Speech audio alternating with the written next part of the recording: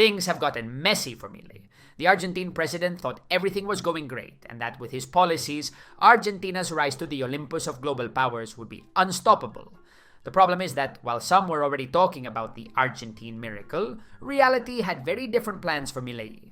So much so that he's had to rush to the United States to ask Trump for help, or rather, for money, around $20 billion. So today's video is about exactly that. Where does all this chaos come from? What's really happening with the Argentine economy? And why has Trump had to step in to bail Milei out? Let's get into it. To really understand this, we need to go back a bit.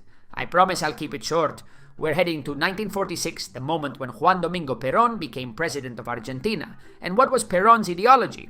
Well, I don't think even he knew for sure, but today most people would call it national populist. And what does that mean? Basically, he expanded social spending, pushed for industrialization through import substitution, and gave a lot of power to the unions. At first, Argentina rode the post-war boom. It was the world's breadbasket. But Perón's policies planted the seeds of future trouble. His economic model was based on the state spending more than it earned. And of course, like many governments that don't do their homework, Argentina quickly got hooked on printing money. By the late 1950s, inflation was already shooting into triple digits. The governments that followed, whether military dictatorships or weak democracies, failed to get it under control. On the contrary, chronic inflation became a permanent disease. The disaster reached its peak with the hyperinflation of 1989, when prices skyrocketed by 3,079% in a single year. In the 1990s, Carlos Menem tried to bring some order to the chaos, but his efforts were ultimately useless. Menem came in with a simple yet explosive idea. Every Argentine peso would be worth exactly $1. To make that work, Argentina sold off its public companies and borrowed money like there was no tomorrow, attracting the dollars it needed to sustain the system. At first, it looked like a miracle.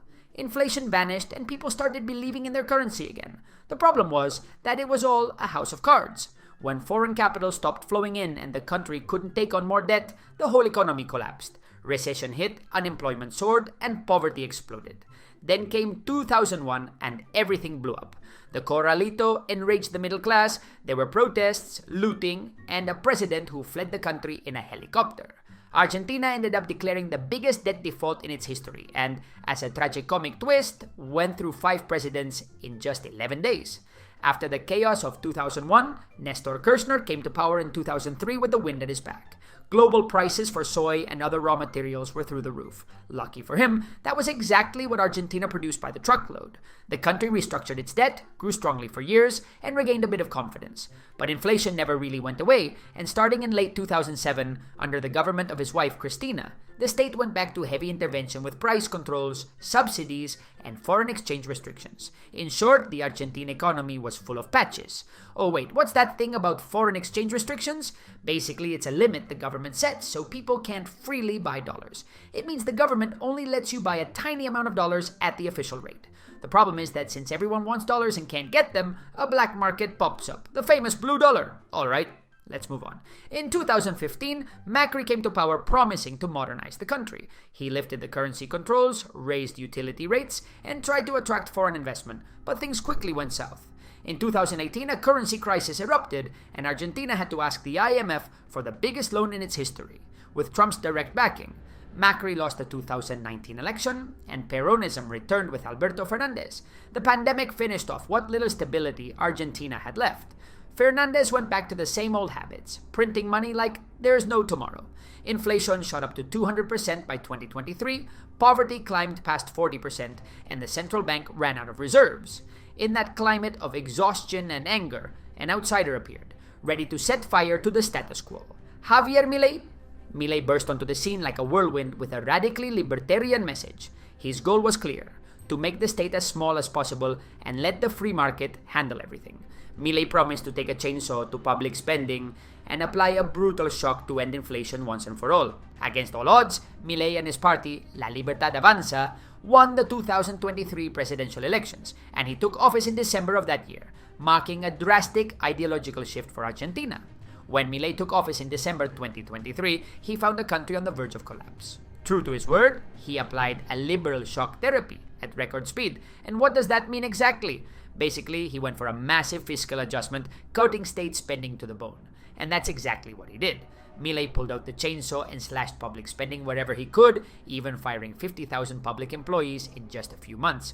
The government stopped printing money, and all of this happened in an incredibly short time, something unheard of in Argentina. In fact, the government went from having a chronic deficit to running a surplus.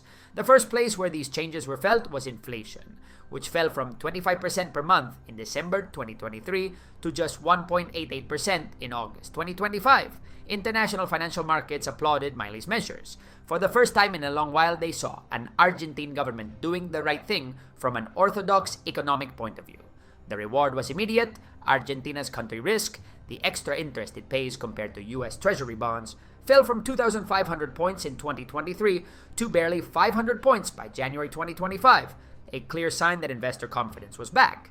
Argentine stocks surged, and the exchange rate stabilized after the initial devaluation. To Wall Street, Milei was the model student, finally applying the bitter medicine that economists had been prescribing to Argentina for decades. It didn't matter that his cuts had caused a lot of pain among Argentines. The recipe seemed to be working, and even poverty started to fall. Something that, as of this recording, has continued. In fact, poverty in Argentina is now at its lowest level since 2018. By early 2025, many economists were already talking about the Argentine miracle. But things were about to take a turn. Milei's model had a very clear Achilles' heel. It depended on a constant flow of fresh dollars to sustain the new financial architecture. Why? Because the country needs dollars for several key things: to pay its foreign debt, to import raw materials and products that Argentina doesn't produce, and to back its currency. And when I say back its currency, I mean that Argentina has to prove its money is worth something, showing that there are enough dollar reserves to support it and keep people's confidence in it. In other words, if not enough dollars come in through exports, investment, or loans, the peso loses value, prices go up, and inflation speeds up. That's why every Argentine government is obsessed with getting dollars, because without them, the economy simply runs out of fuel. At first, though, Milei's plan seemed to be working. Since a big wave of dollars came in all at once, many people declared hidden money, and the IMF gave Argentina a massive loan. With that, Milei refilled the reserves and paid off debts. In April 2025, Argentina almost completely lifted the currency controls, hoping to attract investment. However, the reaction was a surge in demand for dollars from the public. Suddenly, everyone wanted dollars, and people started ditching pesos altogether. The government saw the peso weakening and wanted to avoid a sharp devaluation. To do that, the central bank started buying pesos to take them out of circulation. And what did it use to buy them? The dollars it had in its reserves. The idea behind this is simple. If pesos become scarcer because the central bank is pulling them out of the market, their value goes up. That's great for keeping the peso afloat, as long as you have enough dollar reserves to keep buying pesos. On top of that, the central bank did two more things. First, it forced banks to keep more than half of their pesos locked up in reserves so they couldn't lend them out. Second, it raised interest rates on the peso. In other words, if an Argentine citizen or company wanted to borrow pesos, they had to pay a much higher interest rate. That's great for keeping the peso strong, but it also means that businesses and families stop borrowing money. As a result, companies cut back on investments in new equipment, hiring, or pretty much anything you can think of, and household spending dropped since many people decided not to take out loans or mortgages. In short, credit dried up. Employment in the private sector fell, especially in construction and manufacturing.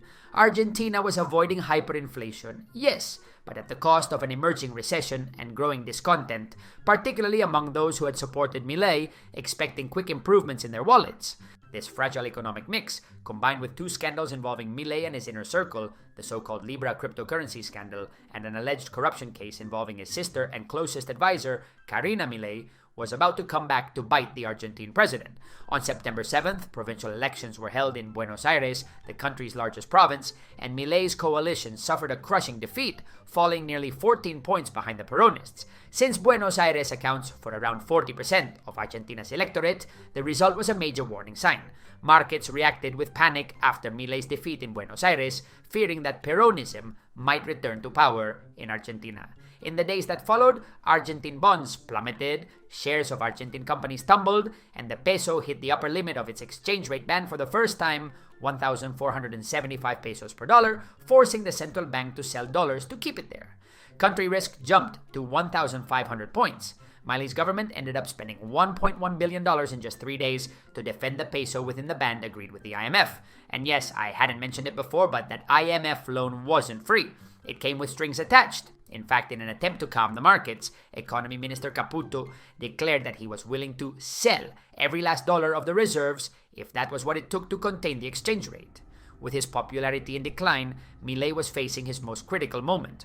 Politically and financially cornered, the president had to swallow some of his libertarian pride and look for help, and that help came unexpectedly from his most powerful friend, Donald Trump. At the end of September 2025, Argentina received a lifeline that few could have ever imagined, a direct financial rescue from the United States. Trump announced his intention to support Argentina in everything it needs to stabilize its economy, offering an unprecedented relief package.